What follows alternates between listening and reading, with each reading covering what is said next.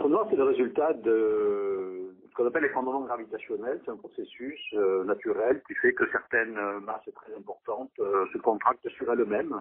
et provoquent une sorte de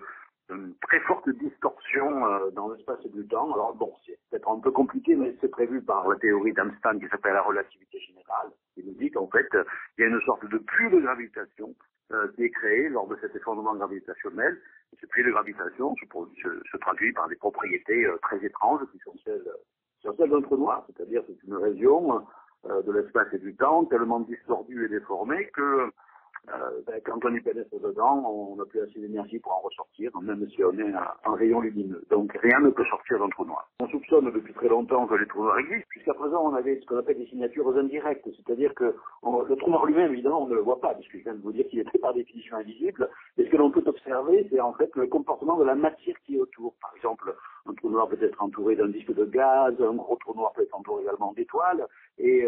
cette matière qui est autour va se comporter d'une manière particulière en chutant vers le trou noir. Et donc nous avions développé tout un ensemble de modèles qui prédisaient le type de choses, de signaux électromagnétiques ou gravitationnels que l'on pourrait recevoir. Donc jusqu'à présent, on avait ce genre de signature indirecte, c'est-à-dire qu'on avait vraiment observé les phénomènes prévus par les théories qui nous laissaient à penser que réellement les trous noirs existaient bel et bien dans la nature, aussi bien d'assez nombreux trous noirs distellaires qui sont relativement petits avec des masses d'étoiles, qui sont assez nombreux, plusieurs millions dans la galaxie, et puis également des trous noirs géants qui, eux, se trouveraient à un exemplaire unique au centre de chaque